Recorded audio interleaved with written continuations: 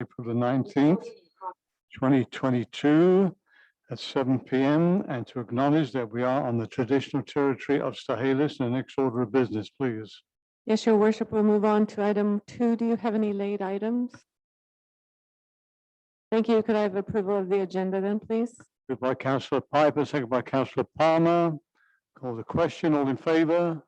Nobody opposed? Thank you. Next order of business.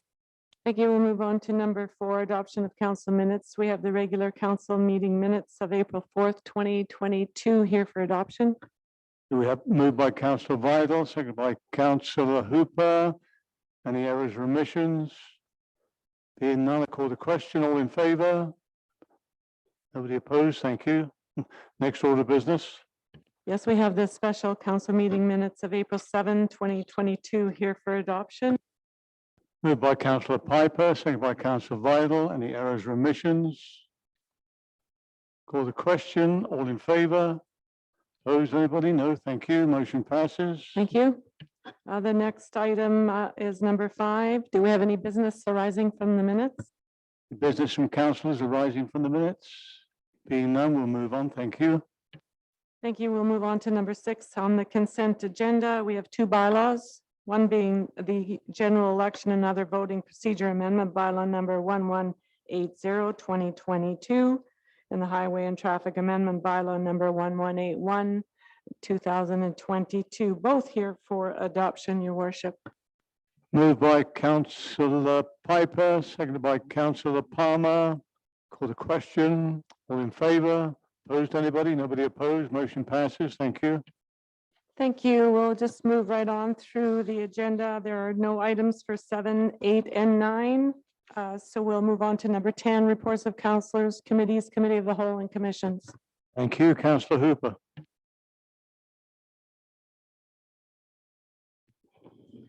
Thank you. On the 7th of April, I attended a Zoom meeting and training with the members of the CNIB. Again, on the 7th of April, I attended in-person special regular council meeting at the Memorial Hall. 11th of April, I attended the Zoom meeting with members of the Agassiz Harrison BCCRN. On the 6th and 13th of April, I attended a Zoom meeting and webinar with the Alzheimer's Society. And on the 19th of April today, I attended another Zoom meeting with the Alzheimer's Society of Canada Network for the Prevention of Elder Abuse. Thank you. Thank you, Councillor. Councillor Palmer.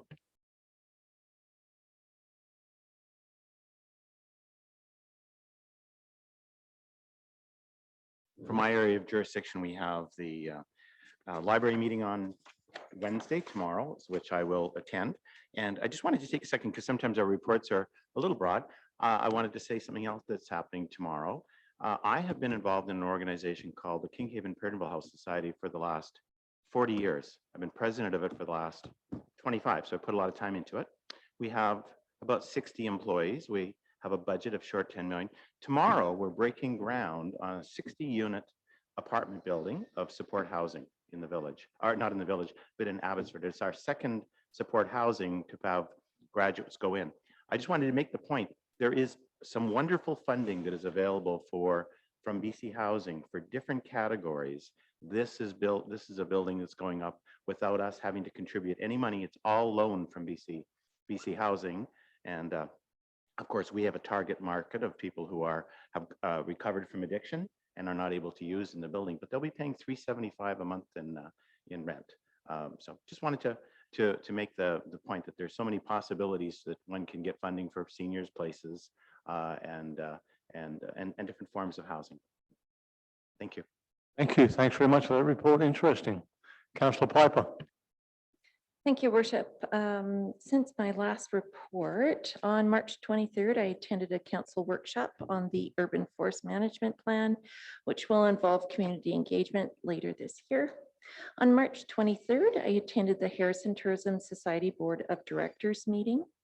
From April 5th to the 22nd, they have an engagement opportunity available for the Tourism Harrison River Valley Strategic Plan. They have a resident survey as well as a stakeholder survey, both with incentives, participation incentives. Both surveys are available online at tourismharrison.com. And again, the surveys are available between April 5th and the 22nd. So we're coming up on the end of that. Destination Strategic Tourism Plan requires collaboration and partnering amongst a wide spectrum of governments, Indigenous communities, businesses, and local residents. So please, if you have the time, consider participating in the survey. Also under tourism, they will be having an open house at Kilby, where they will be showcasing the new Tourism Harrison River Valley look and information on what they do. The date is May 28th. The time is yet to be announced. The event is open to everyone and there will be entertainment and refreshments. On April 1st, I attended a subcommittee meeting from the Kent Harrison Joint Emergency Program Committee, where we discussed communications for extreme heat and cold events. On April 2nd, I had the privilege of attending the 100th anniversary of the annual Plowing match. I extend my congratulations to MP Mark Stroll, who placed first this year. For all the plowing matches I've attended, this appears to be one of the best attended. Apparently, though, back in the 1950s, they had over 55 competitors and over 3,000 spectators, and the whole town would shut down on plowing match day. So pretty spectacular back in the day. On April 6th, I attended a Corrections Canada Citizens Advisory Committee meeting. Our meetings are currently being run remotely via phone and Teams, and our next meeting is set for May 4th. On April 6th, 7th, and 8th, I attended the LGLA Forum. Our keynote address was with Dr. Bonnie Henry, where she reflected on her leadership and the lessons learned over these past 2 years. This year, there were so many interesting and timely and rewarding sessions. So I left feeling energized and full of inspiration after those 3 days. So I thank everyone for the opportunity to attend. The forum was closed by an address by Minister Nathan Cullen, the Minister for Municipal Affairs. One topic that he mentioned was the provincial government has a web page now dedicated to welcoming arrivals from Ukraine to communities across the province. Information includes how British Columbians can help with donations, offer housing, offer jobs, and other ways to help. So details are on the gov.bc.ca website. Another point the minister advised on was the government's commitment to invest in Fire Smart year-round. So that's great news as well. On April 7th, I attended a special council meeting. On April 12th, I attended the Harrison Agassiz Chamber of Commerce meeting. They have a couple workshops coming up. May 19th from 1 to 4 at Memorial Hall will be on social media. They've named it Social Media 202. And on June 1st, I was just waiting to hear the time, and it will be in Agassiz, and that one will be focused on advertising for businesses. So you can visit the Chamber's new website for more details. Thank you. That's the end of my report. Thank you, Councillor. Councillor Vital.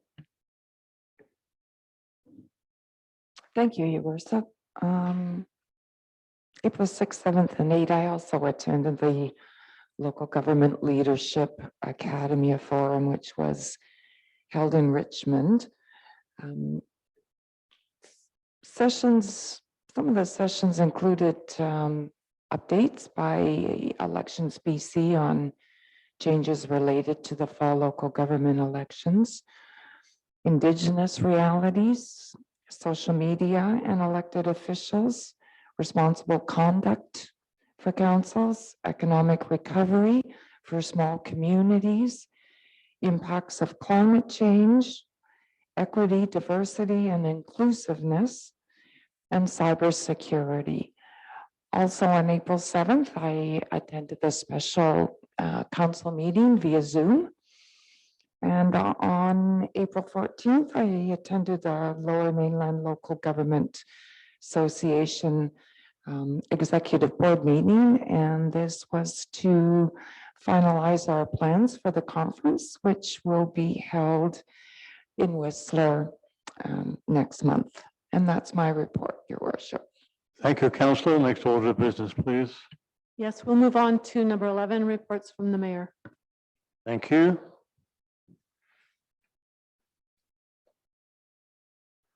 On Friday, the 8th, terrible day, just rained like crazy, but classes, grades 2 and 3 from the Harrison Elementary School, they were at the little launch area on Cedar Street with the stream keepers and DFO to release 5,000 chum fry into the Miami River. So these little kids got their little pails and just loaded them up and down till they got them all into the river. Great program. I've seen it before, and it's a wonderful way to get the children involved into these important areas like maintaining our fish. Today, April the 19th, I attended a Microsoft meeting with Minister Nathan Cullen, Parliamentary Secretary Jennifer Rice, unfortunately wasn't there, but the ADM Madeline Maley ran the show.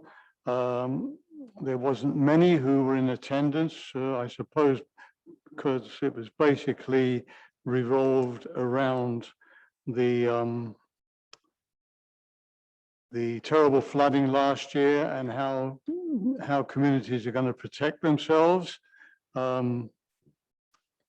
When I got up to have a say, I did bring up the two areas that we have that went into the letter with the Let's Smart C2C Forum to put forward a joint request for funding for flood mitigation within our region, and the Harrison portion was the access road to the Harrison Hot Springs Sanitary Sewage Treatment Plant. That's to raise the elevation of 400-meter road to 1.5 meters and add external riprap armoring along Harrison Lake. This will protect forward a part of the Harrison Hot Springs flood risk assessment currently underway by Northwest Hydraulic Consultants. And the second one was the upgrade to the Harrison Lake Dike to meet current standards. Raise the elevation of the Harrison Lake Dike by 1 meter to address the deficiencies identified in the July 2015 Low Mainland Dike Assessment prepared by Northwest Hydraulic Consultants for the BC Ministry of Forest, Lands and Natural Resources. So that was the portion that was read out to the minister, and the EMBC will be getting in touch with our staff at some point on that.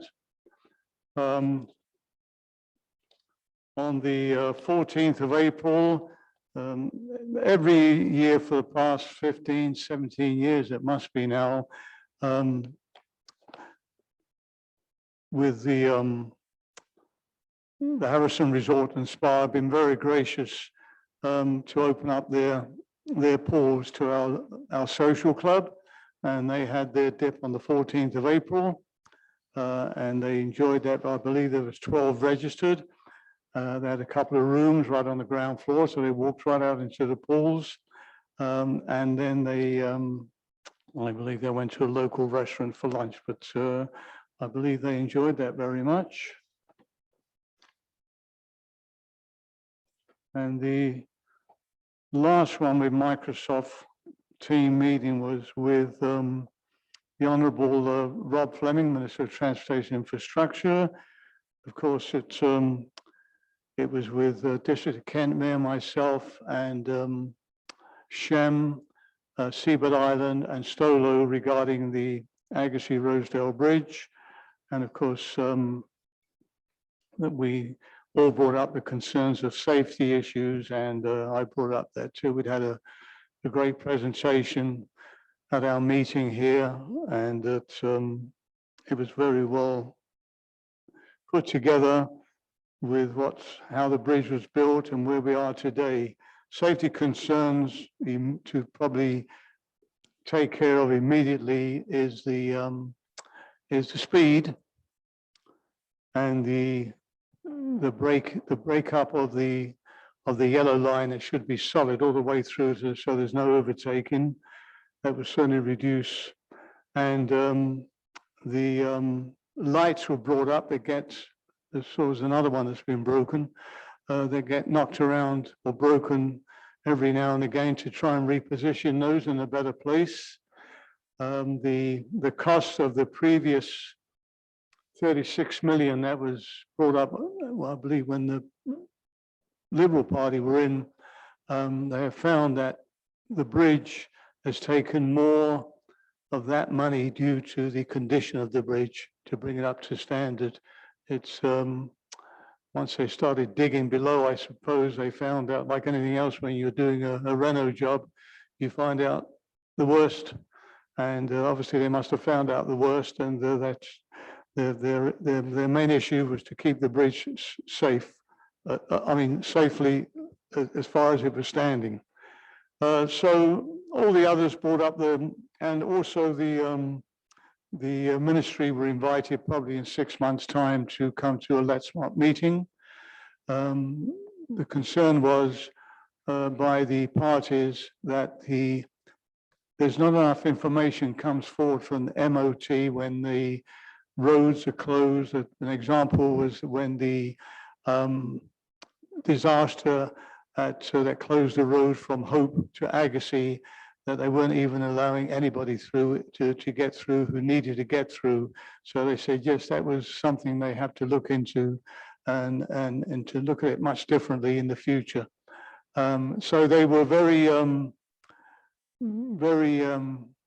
happy that they would be invited to one of the meetings to bring things up to date and see where they are in regards to the overall maintenance of the roads. The other portion of the highway that was brought up was more from the Shem Reserve to the overhead railway bridge, where I've had it from several residents here in the winter months when it's dark and rainy, that you cannot see the lines. And the minister said, yeah, this fine paint that's supposed to be very, what's the word? Reflective, is expensive, but doesn't last very long, so it needs a lot of maintenance. Thank you, Sam. And I suggested, well, why don't you put the studs in, the cat's eyes on the shoulder and on the center line? That would at least help to identify where you're driving. So they thought that was something that they would look at. So overall, it was on safety. They didn't make any commitment regarding a new bridge or the original suggestion of the $36 million that was going to be spent on expanding the bridge for cyclists. So tomorrow I'm meeting with the minister at 3:30 to go over that as well and other areas of concern in the village. So that's ending my report. Next order of business, please. Thank you. We'll move on to number 12, reports from staff. First report is from the operations manager regarding disposition of municipal building, being the Tourist Information Center.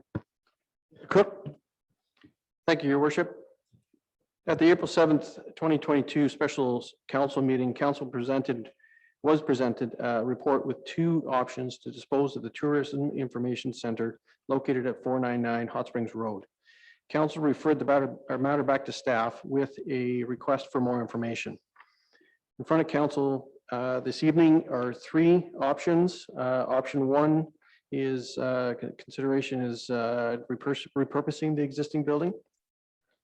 A number of repurpose options were mentioned by council. However, a number of factors make repurposing this building a challenge, such as available vacant lands, moving costs, and the cost of bringing the existing building to current building code standards. If council wishes to offer the building to a specific community group or organization, then public notice would be required to be issued pursuant to section 26(3) of the community charter, which will make it unavailable to public. The cost The village would be responsible to cover the permitting and moving cost to the temporary location to be funded by surplus.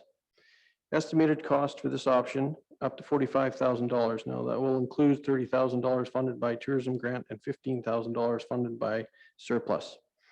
The procedure for that, council would authorize the relocation of the building to a temporary location and authorize the disposition of the building to the applicable organization. Timeline, if successful, would take 4 to 5 months. The risk, there is a risk that there will not be a suitable end use for the building, and that option 3, being demolition, will be required, resulting in additional costs. Motion required for option 1, that the old tourism information building located at 499 Hot Springs Road be moved to a temporary location at a cost of up to $45,000 to be funded from general surplus, and that the current tourism information center building located at 499 Hot Springs Road be disposed of to an applicable organization pursuant to section 26(3) of the community charter. Option 2, council authorizes the sale of the building to a third party. Following this special council meeting of April 7th, 2022, village staff received an email from Tourism Harrison River Valley advising that due to permitting delays with the project, they anticipate that they will continue to occupy the existing tourism building until September of this year. This delay gives the village the opportunity to attempt to sell the building in situ. If council wishes to offer the building up for sale, a public notice will be required to be issued under section 26(2) of the community charter and open to the public. The village will be responsible to cover advertising. The purchaser will be responsible to obtain all necessary permits, engage a proven qualified mover to relocate the existing building at their cost within 30 days and disconnect existing utilities. Procedure for this, once authorized by council, village staff will advertise the building for sale. Timeline, if successful, will take 2 months, approximately 2 months to complete. The risk, there is a risk that a purchaser will not come forward, or that a purchaser may not secure the necessary permits to move the building in a timely manner, putting the grant-funded project at risk.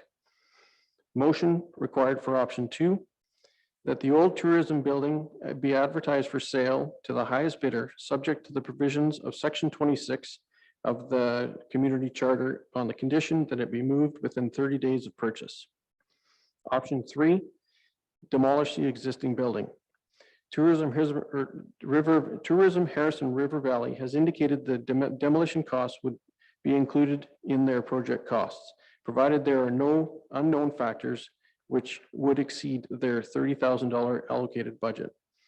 If demolition costs exceed the budget due to unforeseen factors, the village will need to fund the remaining costs.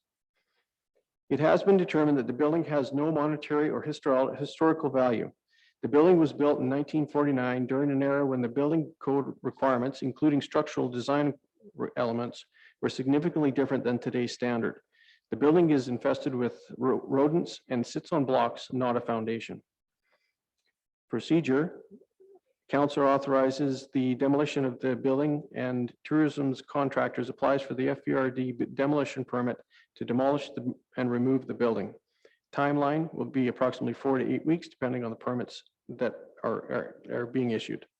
The risk, there is no significant risk identified in association with this option. Motion required for option 3, that the current tourism information center building located at 499 Hot Springs Road be demolished, that the council authorize up to $15,000 of costs if costs exceed Tourism Harrison River Valley demolition budget to be funded by surplus. Recommendation in front of council is that the disposition of municipal building tourism information center report be received for information. Okay, so first of all, we have the recommendation. Need a mover and a seconder. Moved by Councillor Piper, second Councillor Weigel. This is just for the information before we get into the other part. So Nothing on that, so I'll call the question on the recommendation. All in favor? This is for receipt of the report. The report, yeah. Just for the report, that's all. Opposed? The motion is just to receive the report, then we'll get into the other parts after that.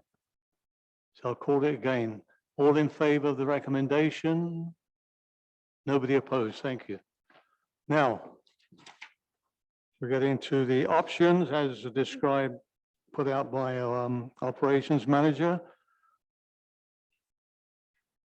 Option 1. How does council feel about option 1? Discussion, you want to go around the table, start with Councillor Vidal. Thank you, Your Worship. To me, option number 1 doesn't appear to be viable, given the substantial cost and expense to move, relocate, and upgrade the building. Also, to move it to another location, we seem to have very limited land available to have it repurposed for example, a seniors center. So therefore, Your Worship, option number 1 is not one that I would agree with. Thank you.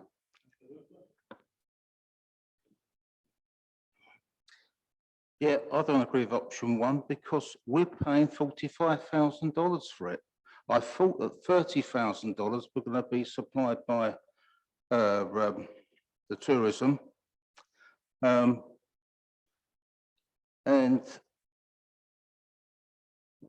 that's one thing. Why should it cost us money? So there are other options which we go through later on. Thank you. I think, am I correct, Mr. Cook, saying that 45,000 is 30,000 coming from the tourism, correct? And the 15,000 will be from the. That is correct.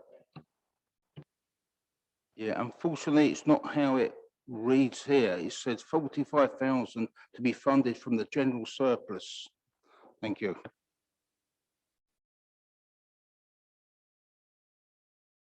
$30,000 funded by tourism's grant and 15,000 funded by surplus taxation.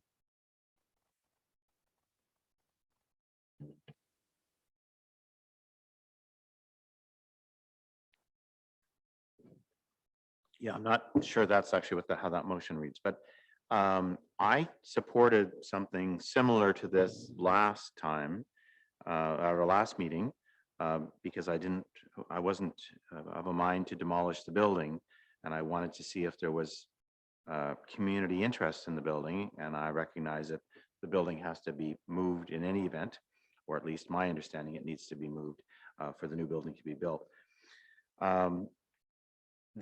So I still find it somewhat attractive, although I have to say that, since the last meeting, I went and spent some time looking in the building, wandering around the building for quite a while. And it may be an old building. It doesn't have a lot of architectural history to it that I can see. And it's not a very wide building. So in terms of it being used for a senior center or anything else, it's awfully small. So my enthusiasm for option number 1 has diminished somewhat. In that, option number 2 seems a possibility. And I know we're talking about option number 1, but in that option number 2 now seems a possibility because of the delay from Tourism Harrison moving out. I think that seems to have my support rather than option number 1 at this point. So I'm not going to support option number 1, even though I did last time. Thank you. Thank you, Councillor Piper. Thank you, Worship. I'll keep it short and sweet. I don't support option 1. And I don't support option 1 as well. So do we need a motion for each one? No? Okay. So into option number 2, that council authorizes sale of the building. We'll start with Councillor Piper. Thank you, Worship. I can only support option 2 if we do a friendly amendment to the motion. At the end, I would add furthermore, if no bids are received, the building shall be demolished.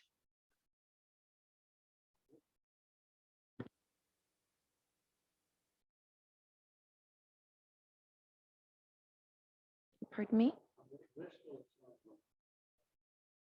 I'm taking the risk and adding it into the actual motion for option 2, just so we're not meeting for a 4th time on this topic.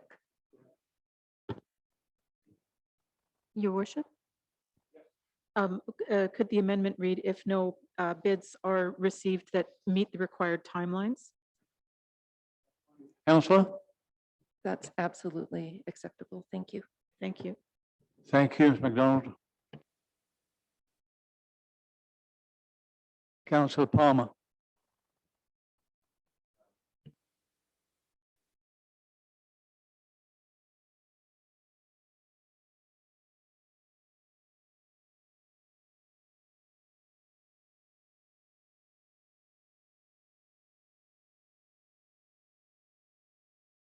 I'm sorry. So I guess I'm supportive of the concept behind option number 2. I'm not certain whether I want to agree to the wording that's been suggested that it would be demolished if no bids, but that I have to think my way through that. I guess at this particular point, there's no motion on the floor to amend. So I guess at this particular point, I'm not sure what we'll actually have before us to vote on. But I do support the concept of advertising if we have the time, and then we'll see. If there's no community interest, then I would think it's logical to demolish. Thank you, Councillor Vidal. Thank you, Your Worship. Reading through the options,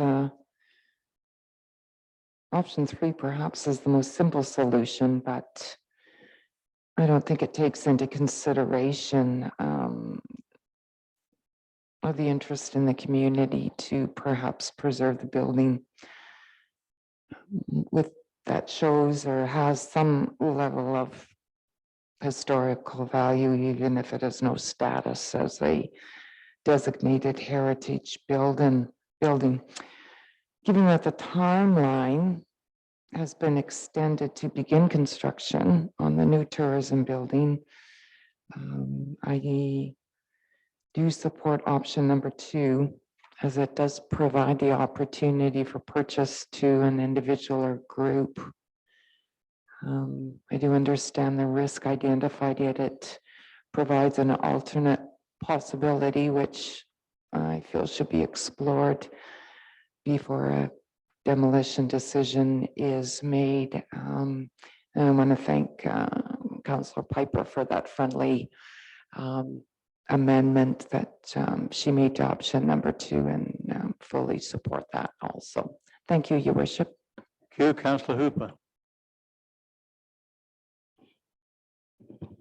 Thank you. There's a number of other options for this. I mean, whatever happens, it's going to cost tourism roughly 30,000 to remove this. So we could actually put this building up for sale for $1, and Tourism Harrison can pay someone $30,000 to move it. Or we can say to someone, you can have the building, but you have to put a deposit of $30,000 to $40,000 down. If you don't move it within 3-5 weeks, you lose the money. If not, if you do move it, you get your money back. There is a number of other different options for this that we're not looking at. As I said, none of these options really work for me, but to actually say to someone like, give us a deposit of 30,000, 40,000, the building's yours. If you move it within 3-5 weeks, you get your money back. Solves the problem. Thank you. So you're for or against option? Oh, you are, okay, fair enough. Just a question to, sorry. just looking for clarification so we can get the motion clarified and on the floor and voted upon. I have my mic on. I'm looking for clarification from staff on how we can get the motion on the floor and so we can comment further or vote on it. Deborah, you have anything on that?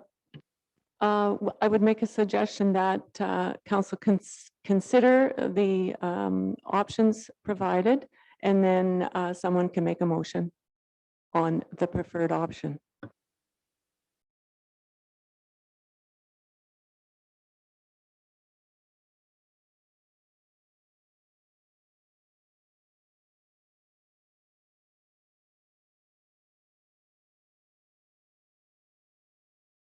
Your mic, your worship. Sorry, well, option 3, we start with Councillor Palmer. Well, option number 3 isn't my preferred option at this stage, although it might end up being my preferred option. I think at this point, I'd like to see if there's a realistic use for the building. If not, clearly, I think demolition would make some sense. Although there's a little part of me that wonders if there's a shortfall on the demolition cost, why the village would pay it rather than it just coming out of the construction budget, since we haven't had a lot to do as a village with the plans or the creation of the budget. But I don't know that that's a huge issue right now because I'm not supportive of that today. And that might be something, if it comes back, I would vote for at a later time if that seems to be the only viable option. Thank you, Councillor Piper.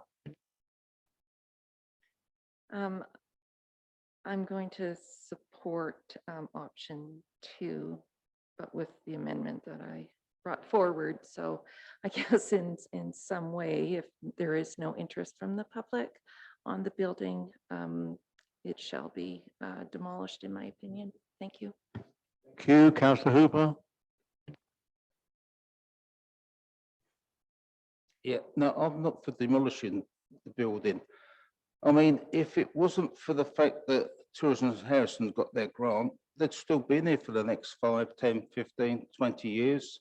I know it's got infestations of rodents and the rest of it, but most buildings of that age have, most houses have. So, no, I mean, it's like if it wasn't for the fact that the tourism got this grant for a new building, we wouldn't even be discussing demolishing it or moving it. Thank you. Councillor Vidal. Thank you, Your Worship. I'm not in support of option number 3, and I also share Councillor Palmer's concern that the village having to, fund up to $15,000 additional if demolition costs aren't covered by the grant funding for the new building. We didn't have any input into the building or building design or whatever, and I don't feel that it would be appropriate for the village to have to cost any overrides on a demolition budget. So once again, I do not support option number 3. Thank you, Your Worship. Thank you. Just a question to staff. This one, I think regarding, looks like we're going with option 2 here. Regarding the going out to receive bids or whatever, are we able as a municipality to put a cost on that? That what we want for the building, it is our building. Certainly, you do see surplus items for sale with an upset price. I don't think I'd suggest it in this case because it's quite an unknown as to what the market value may be for this particular asset. But if council wants to put an upset price on this particular surplus asset in the sale process, that would just be included within the advertising process. So that was always in my mind was an upset price if somebody wanted to purchase this, because and then obviously they have to pay for the removal and everything else and all that business. So I think it would at least help to cover any cost associated with from the budget. Yes. Your worship, I think the intention, if the building is to be sold, is that it would be at the cost of, the removal cost would be at the cost of the purchaser. Right. So that's how we would frame it up. So that would be a net zero for the village. That would be the most cost-effective Okay, option. that's what I'm. Yeah, so I wouldn't concern yourself with an upset price Okay, fair enough. for that Okay. option. Okay, that's clarified that for me. So it looks like option number, you don't need motions for each one now, do you? Option 2 seems the one preferred.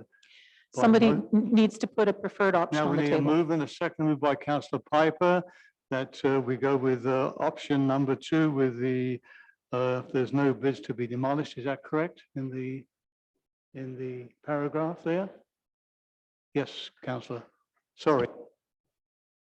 Perhaps if staff could read aloud the motion as it, with the friendly amendment. Donald? Yes, that the old Tourism Information Center building be advertised for sale to the highest bidder, subject to the provisions of section 26 of the community charter, on the condition that it be moved within 30 days of purchase, and that if no bids are received that meet the required timelines, that the building be demolished.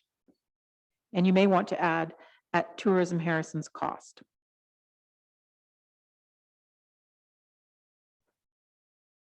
Is that reflective of your motion, Councillor Piper? Yes, 100%. Thank Okay. you.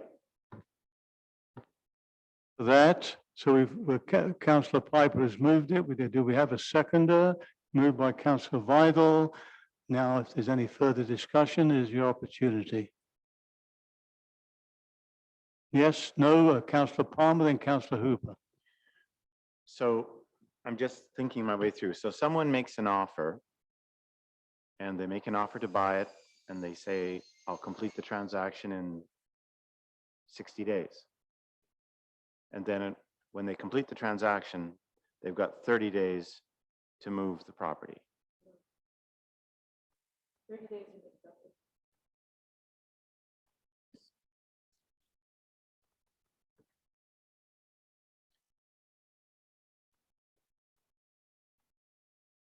So we're calling acceptance purchase. Yeah, Because normally you wouldn't in a real estate transaction. So I was just wondering about the certainty of that. So Yep. as long as anybody makes any form of an offer whatsoever, then the building's not going to be demolished. Any offer would then come to council because all this Yep. is an advertisement. that's right. So any offer is going to come to council. So That's if there's right. any offer on the table whatsoever, the building won't be demolished. That's the way the wording is now. Unless the purchaser doesn't meet the timelines to remove it within 30 days, and then the offer's null and void. And we proceed to demolition. Can a person actually get permits within 30 days? I don't know. I would suspicious that you can. I guess, I mean, I understand Councillor Piper's suggestion, and I do understand this kind of brings it to a conclusion. It sets up the second. I'm just thinking if there's an offer, it's got to come back to us anyway.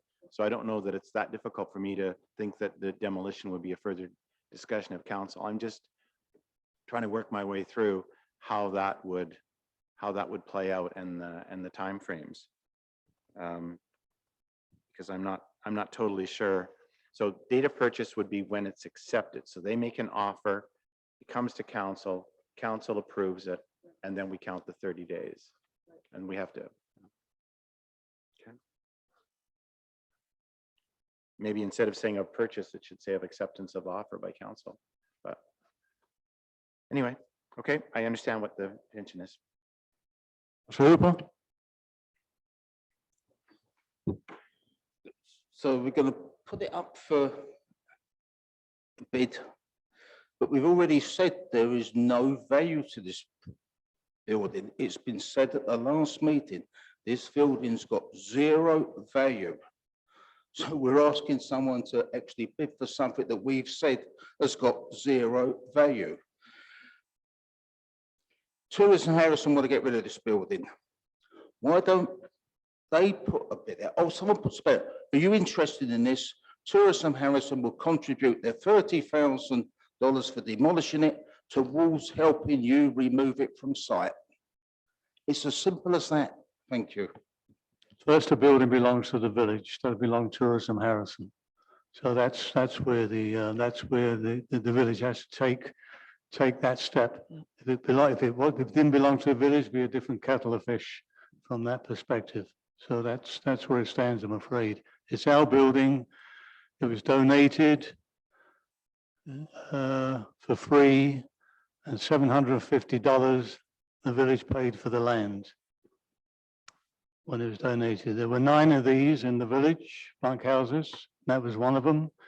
That was in the way of when they were going to build the new pub in Harrison. The Good Queen Bess, I think it was called.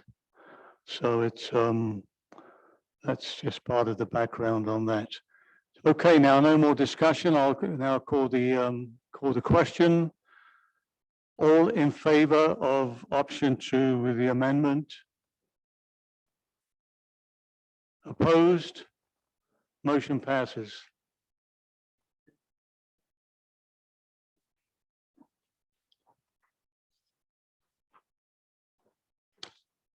Next order of business, please. Yes, thank you. We'll move on to the next report. This is from the Community Services Manager regarding the Resort Development Strategy projects for 2022 to 2024. The CAO will speak to the matter. Oh, Yes, Your Worship, in Ms. Shell's absence, I'm happy to report out on her recommendations for our next resort development strategy, which would run for 2022 to 2024. By now, council is quite familiar with this process, but for the benefit of anybody listening, the Resort Municipality Initiative, which we refer to as the RMI, is administered by the Ministry of Tourism, Arts, Culture, and Sport.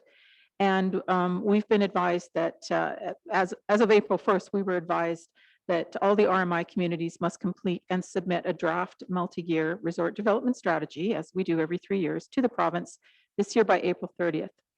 A resort development strategy identifies capital projects and programming that are local tourism priorities and guides how the RMI funds are spent. So the 2019 to 2021 RDS was comprised of 4 main projects: the synthetic outdoor skating rink, the Lagoon redesign and development, public art, and programming, which includes events and administration. Public art was subsequently removed from the strategy to allow for COVID-19 safety projects and the expansion of the rink, also the renovations to the boat launch building. The Lagoon redesign and development project has multiple phases: the fountain, the berm and plaza, and the walkway. To date, the fountain has been installed and the berm construction is just about to start. The walkway portion of the project is pending environmental review and final design, as well as additional anticipated grant funding. The boat launch renovation was deferred due to proposals exceeding the allocated budget. And these projects that were approved in previous strategies will be carried forward. The RMI is an economic development incentive program for resort communities. RMI funds are meant for investment in tourism infrastructure and for resort communities where the primary economic driver is tourism, as it is in Harrison. Under the RMI guidelines, eligible projects include tourism infrastructure, tourism programs, and a small amount for program administration. As stated on April 1st, the province confirmed the continuation of the RMI program and that the village would receive annual funding in the amount of $425,918 plus performance-based lift that's always calculated on annual MRDT growth. MRDT is basically the hotel tax, municipal regional district tax, but it's essentially the hotel tax. So the province looks at the increase in heads in beds year over year, and that results in our performance lift. This year, we are receiving a very generous performance lift because they took into account the hardship years of COVID, when there was a great reduction in hotel use, and they bumped us up to quite an extraordinary amount. The performance-based lift for 2022 is $195,328, but that is not a typical amount. It's usually more like $20,000 or $30,000.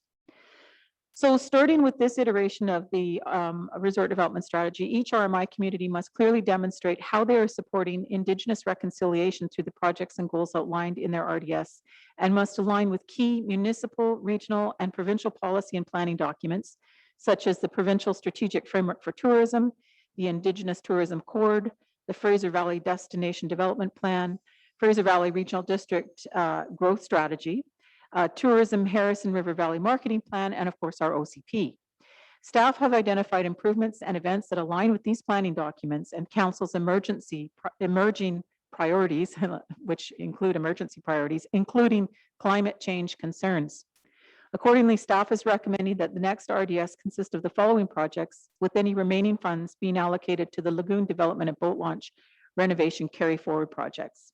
So what we're looking at developing in the next RDS to send to the province for consideration includes the following project expenditures. The carry forward projects previously discussed, which are the Lagoon walkway and the boat launch building, and allocating about $268,000 to those.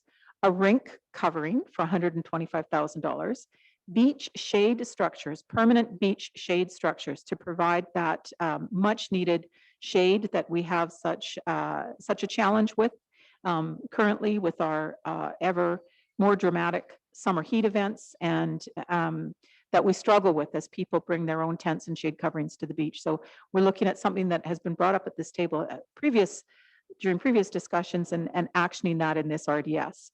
An accessible playground and sunshade for the same reasons at $350,000, and Indigenous consultation and cultural infrastructure at $25,000. This is related to the project that council discussed and approved earlier, which was then characterized as a reconciliation crosswalk. That project, which is still in the discussion phase with Stehelas, is morphing into more of a cultural installation in the plaza area, the beachfront area, which would both enhance visitor experience, so it aligns with RMI priorities, but it also would really constitute a significant consultation project. So in this RDS proposal, we're looking at making the discussion, the working together on a project as fulfilling one of the province's important priorities, which is Indigenous consultation and reconciliation. So that's what that $25,000 is for. It's enhancing the funding on a project that's already been discussed by council. And then of course the events, which include Family Day, Canada Day, Bands on the Beach, the Harrison Festival of the Arts, Sasquatch Days, Season of the Wild, which is something that came up earlier at the council table, and of course Lights by the Lake. Administration of $60,000. So this brings together a budget of $1,473,082. And what we're looking for is council's approval to put this forward to the province, that council authorized staff to prepare a resort development strategy based on these projects identified in the resort development strategy projects 2022 to 2024 in today's report. Thank you. Moved by Councillor Piper, second by Councillor Vital. Discussion. Councillor Hooper. Yes, thank you. For you to staff, back in the 7th of July 2021, the financial implications for the Lagoon Pathway area, including playground resurfacing and shaded structures, was $900,000. Now, just with the Lagoon works that's going to be carried out now, and the estimate for the berm project. the walkway, we're already over 900,000. We're 963,000, and that's without us supplying the furniture to this project. So I've got some concerns over the estimates on this. It says beach structures. We've got no idea what sort of beach structures. There's nothing in front of us for it. The accessible playground and shunt, as far as I can remember reading in the tender document, the playground was going to be removed and then replaced back. And that was in the tender document. But again, we've got we've just got this in front of us with no pictures, drawings of what we're looking at. So basically, we're doing this partly blind. Thank you. Ms. McDonald? Yeah, so it's a good point. What this is a conceptual document that needs to go forward to the province for approval. So the beach shade structures, which are budgeted in here at $375,000, the design work has not been done on those yet because that would have to be paid for within this project budget, which is not yet approved by the province. So we can't go forward with any of that work until such time that happens. But those type of form and character decisions would have to come back to council before we awarded the contract on those. And there's a multitude of design options on beach shade structures, but before we start putting things in front of council to look at, we'd really have to do the design work because, of course, the biggest consideration is going to be the wind, the durability of the structures in that very challenging location. So depending on the design structures, we could have 10 or 2, depending on the costing of what the council votes on. Well, sure, that would be, the council can certainly direct us to limit this to 2 large shade structures if that's what they have in mind, but that's not staff's concept, and I look forward to bringing something back to the table once the province approves the general project expenditures. And the accessible playground, is that the playground that's already by the washrooms that we're talking about? That's right. There had been an earlier proposal to put a sunshade on the playground, but it was removed because we didn't have enough budget. We put it in a grant proposal, which was eventually funded, but the province asked us to remove that portion because they couldn't fund the whole thing. So now we've put it back in so that we can fund it because we're looking forward to having that shaded. But that will be removed during the construction works outside the washrooms. According to the tender document, the playground's going to be removed and resited. No, I don't think so. I've got the documents indoors. I should have brought them with me, but that's my understanding. The part of the contract, the tender, was the removal of the play area. Oh, are you talking about the berm construction that's Yes. going forward? Does the operations manager want to offer a comment on that? Sure, thank you. That is actually outside the construction for this phase of the project. I think there was an earlier concept like Ms. McDonald had mentioned, where initially there was a concept that was in front of us or in front of council, including the shade structure and the playground. And that was removed from this tender. So that's been removed from this project going on at the moment? Or is it still being removed, the playground? The playground is not being removed. Not being removed, thank Yes. you. That's it. The only other question I've got is, what is the cost of the furniture going to be? The curved benches, the sunshades, the railings, which in the contract under the amendments is all down to us to provide. Have we any costings on that at all? So we're looking at new spending in this resort development strategy. So if you're talking about contracts that have already been let, they're not covered in this. We're looking at new spending. So we've got an overall budget of $375,000 for beach shade structures, just a high level Class C budget. So because the amendment on the tender document says that all furniture will be supplied by the village. We're certainly not dealing with the tender here tonight. This is a proposed resort development strategy for the new spending going forward for the next 3 years of RMI funds. Am I misunderstanding the question? Any other questions from council? Council Vital. Thank you, Your Worship. Through you to staff, just, I know at one time, we included some public art around the Lagoon area as part to come from RMI funding, and as the report indicates that that was removed, and so we could implement some COVID safety projects. But I'm wondering if there's any consideration given in the future to reinstate that program. Thank you. Yeah, thank you for the question. There is still some public art funding in reserve. I could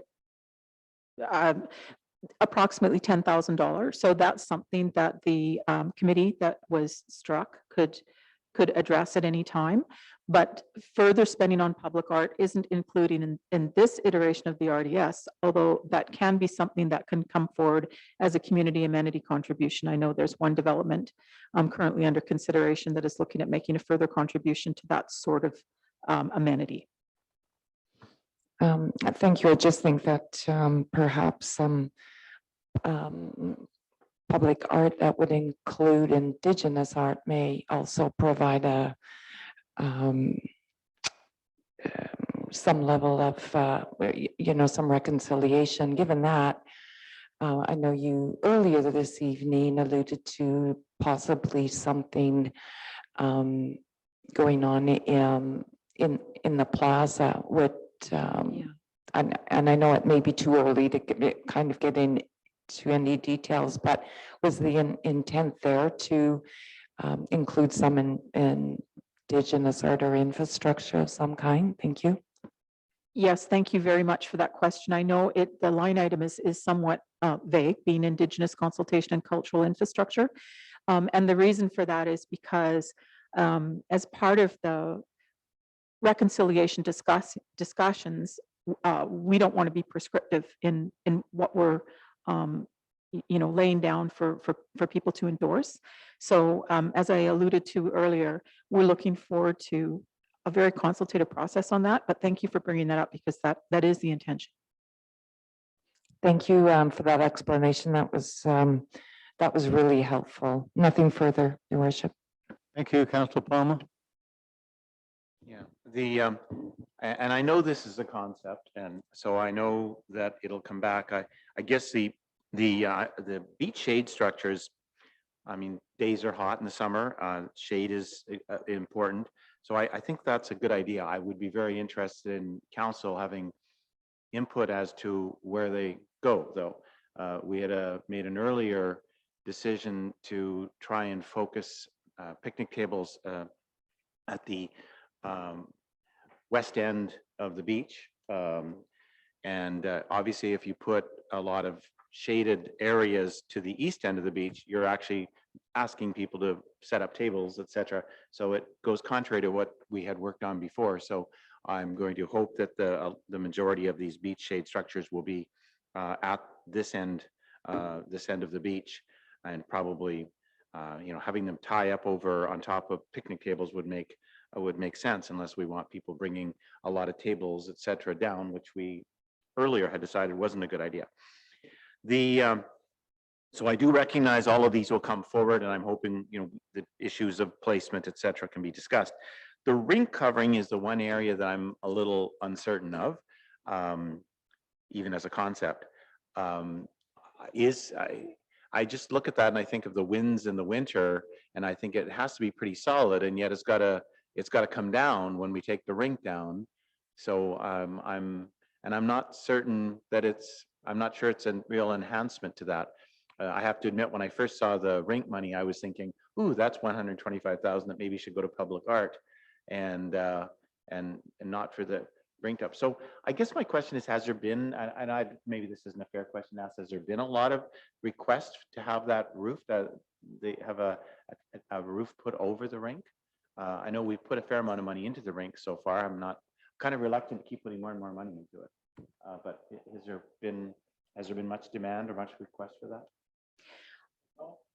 Yeah, I can't really speak to that because we actually have, missed time with the rink because of COVID. We're pretty well shut down. So we weren't really able to be in touch with the public that much about their experience there. But I do recall on opening day of the rink when we had those lovely skaters come out and help us celebrate the opening. I can't remember all who was there, but what a miserable day, and it was pouring rain. So the benefit of the rink is that it doesn't melt in the rain, but I think the idea behind the rink covering is to make it more usable during inclement weather, of which we have plenty. But again, I can't speak to the engineering that would be required because we need the approval of the RDS before we start spending money. Engineering is part of these project costs. So if it came back that it was, not feasible to install a covering that could withstand the conditions there, we'd have to report back on that. But I do want to be careful that council understands that once an RDS goes forward with projects identified in it, it's not something that comes back again and again to the table. The province approves it, and then we go forward with our engineering and design work in these various projects. So it's not fluid once a decision is made. I'm just for clarity, when you say that it's not fluid, are you saying in terms of where the shade canopies, that would be fluid and we can input into that? Oh, absolutely. It's just that we can't swap out line items for preferred line items at a later date without the approval of council. Without the approval of the province. So going back to the rink cover, there's a couple of issues that I have. It does seem like we're putting more and more money into it. But the concern I have is this. I think that the people that use the rink are small children, and small children have parents watching them. So if we cover the rink, I still think it creates a challenge that parents are going to be standing, unless we make a very wide roof. I don't know that it really solves the problem, because you're going to have people milling around. So either it's got to be a bigger roof. I don't know.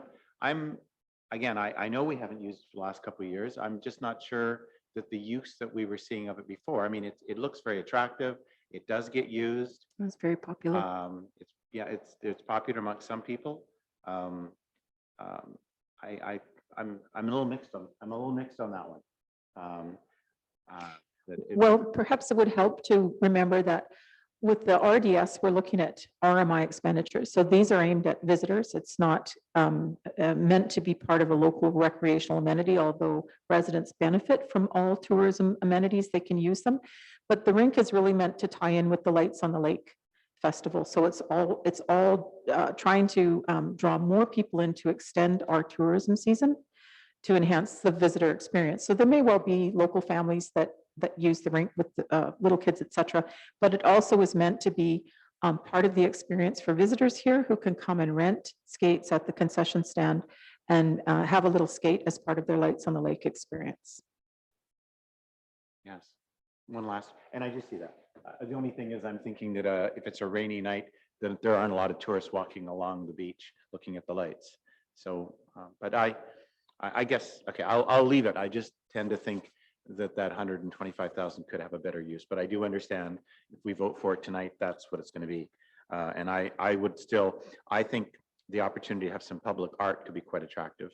And we had money allocated at one point and we removed it for other purposes.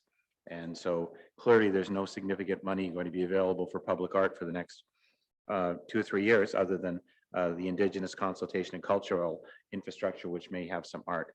So I think it's a lost opportunity, and I'm not sure that the rink covering is a worthwhile use. So that's my opinion. I won't belabor it. Thank you. I'll give it to Councillor Piper that just going back on your comments, Councillor, that you weren't on council at the time, but the year that we had the rink opening, I think it was throwing it down in buckets. Yeah. They sold 1,000 cups of hot chocolate in the plaza alone. It was packed to the hilt. And that year, 30,000 people, according to Tourism Harrison, came through the village in the winter months. And that's what they're trying to achieve, is getting the folks to come into the village in the winter months. So it's from that perspective, at that time, it appeared to work very, very well. Councillor Piper. Thank you, Worship. I understand this, how the RDS needs to work and how we have to outline projects. This is the second time this council's been through this process. So I'm going to fully support and the recommendation. I just have some comments that when we do move forward with the sunshade or beach shade structures, that it please be tied into any final recommendations that come out of our urban forest management plan recommendations, as far as placement and hopefully a tree plan. There have been, in my experience, numerous comments about, yes, you can skate in the rain, but it's not that enjoyable to be soaking wet and skating in the rain. So I believe it's Tofino, and I hope my memory's not failing me, has a similar rink and they have it covered as well. So I imagine the winds in Tofino would match or exceed what we receive off our beautiful lake as well. The other thing is as well, there's always the search for things to do during rain events or rainy days. And that's one of the beautiful things. I say one of the beautiful things with the Sasquatch Museum. It's something to do indoors and build education. So this, I believe, having a rink covering would add to that inventory of things to do in the rain. That's part of our success as a community, is having multiple things to do. And for a resort municipality, that's imperative to our sustainability. We need things for people to do. And I think the magic number is 6 things to do, right? So we can't always just focus on our beautiful summer months. We have to think of the off season as well, and hopefully turn that into a reference of it not being an off season, that we're year round. So I am in full support. I thank staff for yet another great RDS, a lot of thought put into it, and thank you. Thank you, Councillor. As the administrator already mentioned, that the whole concept of this project expenditures is to get the ball rolling with the province, and then council can discuss on, like if council, how many shades or what type of shades, or planting trees, or whether the furniture fair, all that comes much later. This is just to get the wheels moving in Victoria, to get our plan in there, and then from then we can move forward with discussions as we normally do. If I can have the last word, my only going back to the rink is, and I still maintain this, that it's got nothing to do with this, but I'm going to say it, I think it should be started earlier in the year than later in the year, as it was when we first started. I think that would be much more helpful, and probably get a couple of good months in there before the bad weather sets in, and I'll leave it at that. So on the recommendation, I'll call the question. All in favor? Opposed? Opposed, Councillor Hooper. Motion passes. Next order of business, please. Thank you, Your Worship. We'll move on to number 13, bylaws. We have a report from the finance manager regarding the tax rate bylaw number 1175/2022. Schultz. Thank you, Your Worship. Good evening, Your Worship and councillors. We are here tonight to bring the 2022 tax rate bylaw forward. On an annual basis, council must establish tax rates to be applied to all properties in the Village of Harrison Hot Springs to levy funds for municipal, regional district, and regional hospital district purposes. The 2022 budget has determined that the amount required to be raised from property taxes for municipal purposes is 2.519 million. The proposed residential rate, which is a class 1 property, for 2022 is $1.99756 per $1,000 of assessed value. And the rate for the other classes of properties is established as a multiplier of that. As per council motion at the January 27th, 2022 Committee of the Whole meeting, the tax multiplier was to be changed to reflect a more balanced percentage increase for each class of property. That change resulted in an increase for Class 6, which is business type properties, from 3.18 to 3.76, and Class 8, which is recreation nonprofit properties, from 4.17 to 4.72. For municipal purposes, the village has 3 rate classes of property with assessed value. The proposed allocation between these 3 assessment classes will be approximately 67% residential, approximately 28% business, and approximately 5.5% recreation. For the funds that we raise from property taxes, there are really just 2 main components. The one component is municipal requirement. That's the only component that the village has control of. So basically that's for the services that we provide our residents. The second component is requisitions from third parties. One of those being the Fraser Valley Regional District, which is requisitions as for district purposes, as well as hospital. That requisition combined with the municipal requirement forms the bylaw that we are talking about tonight. There's a third portion of the requisition, and that's provincial requisitions. Those fund things such as police and school, that's governed by a provincial bylaw, and that information is usually given to us at some point in May. So on the bylaw in front of you tonight, Schedule 1 outlines the tax rates for 2022 general municipal purposes, and Schedule 2 outlines the rates levied for regional district and regional hospital district services.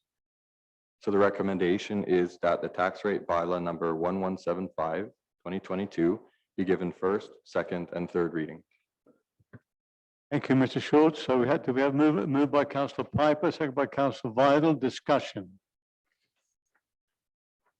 Nobody have any discussion on this? Yes, Councillor Palmer. A simple question, and maybe it's just me. So I take it, if I'm looking at the changes, when I look at the paragraph with regard to Class 6, do I take the 3.18 to 3.76 so that on the increase assessment rate increase for business is 3.76%? Is that what I'm to read? Thank you, Your Worship, through to Councillor Palmer. No, and that is the multiplier. So basically, we take the residential rate as the baseline, Yes. Which is 1, and then the business Class 6 rate will be 3.76 times that. Okay, I'm sorry. Yep, that makes sense. So what I'm wondering about is, so what an actual tax increase, what's the percentage tax increase on residential that will result from this? Absolutely good question. So for a average scenario on a residential property, the municipal portion of the tax increase will be approximately 3%, just less.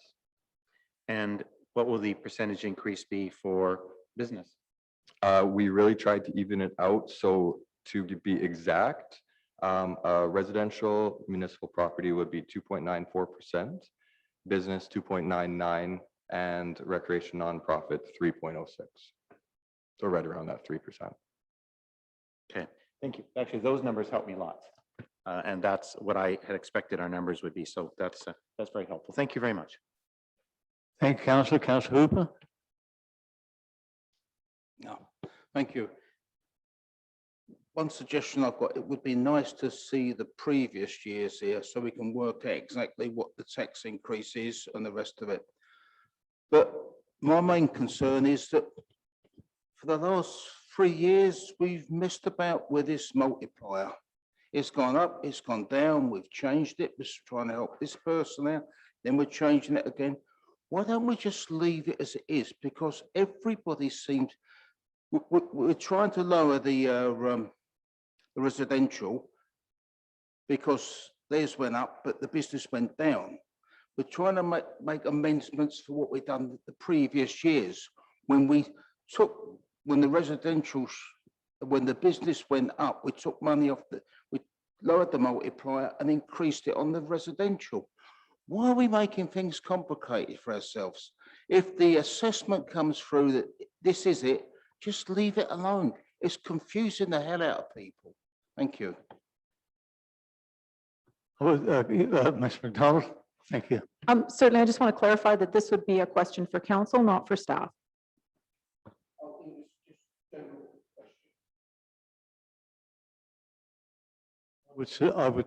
My only comments on that would be the last 2 years, we've had a very up and down world that we've had to deal with, and we've had to deal with the businesses the best way we can and give them the best breaks that we can, and so has the government. We have changed the payment dates for the taxes in that respect as well.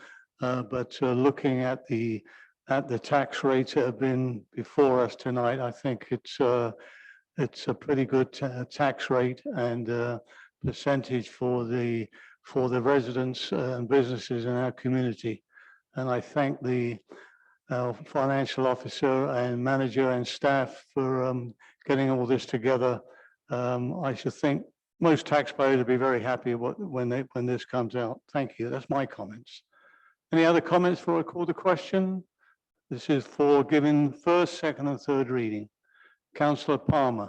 I just wanted to address Councillor Hooper's question, and I think it's a fair one, but I think we've tried to create equity. I mean, assessments are very artificial. And, you know, if your house goes up in double this year and something goes down, I don't know that that's a good justification for suddenly telling somebody they have to pay 10 or 12% more taxes. So I think we've tried to be very reasonable each of the years in our adjustments. So, you know, the idea of keeping the multipliers the same would have created some hardship for business one year, more hardship for residents the other year. So I certainly would think that it's something that should continue one year by year where necessary if you have a really disproportionate increase in assessments, whichever one of these classes. I'm pleased with the tax increases. I mean, nobody wants a tax increase, but at least slightly under 3% is better than I don't know what the Canadian inflation rate is. I can look at dozens of different things. I think it's probably about 5.5%. I see other municipalities with their property taxes being generally 3 and above. So these numbers are, I think, reasonable in the circumstances, but certainly the flexibility each year. I mean, we're here to be fair. We're here to create equity, I think. So, you know, doing some adjustments as seem fair and necessary each year. I don't feel bad that we've done that in the past, and I would certainly support doing that in the future. So anyway, I'm certainly supportive of proceeding with this particular report. Thank you. And on the motion, first, second, and third reading, I'll call the question now. All in favor? Opposed? Nobody opposed? Motion passes. Thank you. Next order. Yes, Your Worship, we'll move on to number 14. Is there any new business? Business this evening. Thank you. We'll move on to number 15, questions from the public pertaining to agenda items only. Tyler, do we have anyone attending via Zoom that would like to ask a question? No, we have no participants. Yes, sir. Question pertaining to the agenda, please. Yes, of course, Mr. Mayor, I know that. My first question to council would be, are you aware that I made an offer to the village to save the old village hall office back about 2 weeks ago? And has that offer been considered? I've received no acknowledgement of my offer from the village office. And I'd like to know that council at least has received my offer. It would be nice to get an acknowledgement and a response, of course, but I just want to be sure that it's part of the consideration. So has my offer been received by council? And it was a simple offer.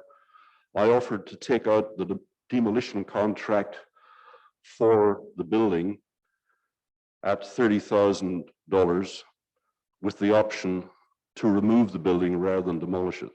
Pretty straightforward. I've moved buildings, I've saved buildings, not a big deal, but I got no response from the village to this point.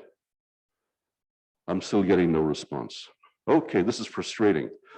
Secondly, has already made the recommendations this evening, Mr. Allen, on how they're going to deal with the building. So that will go forward now with our staff to do due diligence on that. I know, As Mr. far Mayor. as your Okay. correspondence, it probably came in under general correspondence, and that is up to each individual councillor to deal with it the way they wish. Well, Your- it's Your just, next question it's is, just sir, good business manners when you receive an offer. your to at next least question, acknowledge sir. it. And it shows disrespect Yeah. for the community and the people in the community when you simply ignore them. Question, sir. We don't need grandstanding. Thank you. I'm not grandstanding, Mr. Mayor. This is a serious issue. I've just said council has dealt with this. What is your next question, sir? Well, I haven't had an answer to my first one, but that's okay. The second question I have is council aware that the comment tonight from Mr. Koch that there was no historical value is completely erroneous? This is a very important building in the history of this village. Before it became a bunkhouse at the Harrison Hotel, it was a bunkhouse in Harrison Lake and part of the logging history. When it came ashore, it was used by the relief workers who built the only road access road to Harrison, being the Loweed Highway. We're well aware of that, Mr. And Allen. I when already The responded village was to that incorporated. question this evening. I already responded. When the village was incorporated in 1949, it became the first publicly owned building. This building wasn't even here then. This was a stalled project. And since 1949, it has played a central role in the life of this community, including being the council chamber, the administrative offices, the library at one point, and the meeting hall for all kinds of different groups over the last 70 years. So I really have to take issue with the dismissal of this as having no historical significance. We don't have wonderful, majestic buildings in Harrison. We have simple buildings because the village started life with loggers. Thank you very much, and other Mr. people. Allen. Is there anybody else who has questions for the public this evening? I've already demonstrated to council the history, which is in a very good book written by Mr. Green. And I already said it was given to the village for nothing and $750 paid by the village for the land. And your staff said that Thank that you the very building much, has no Mr. Allen, historical for your significance. historical comments. Thank you. Could I get permission then, Mr. Mayor, to come before council at the next meeting and make a presentation on the history of this building, please? No, thank you, sir, because we already have the history. Thank you. So you're not prepared to listen? Yes, we are. It's Well, already in the history books Mr. written by Mr. Green. And Mr. it's, Mayor, my it's question, there published in the village for people to buy if they wished to find out when the village was incorporated by Colonel Naismith in 1949. There were 9 bunk houses. They were removed because of the building of the Good Queen Bess pub. And that's when it was, one of them was donated to the village. It has no historical Mr. Mayor, behind it. wasn't Thank for you very you. much, sir. My And I shall question, now call for adjournment. my question is for the councillors, not for you. I'm asking the councillors. Please let the councillors respond to the question. Thank you. Are we ready for adjournment? Does any councillor wish to respond? Thank you. Motion to adjourn, moved by councillor Hooper, seconded by councillor Vidal. Call the question. All in favor? Thank you very much.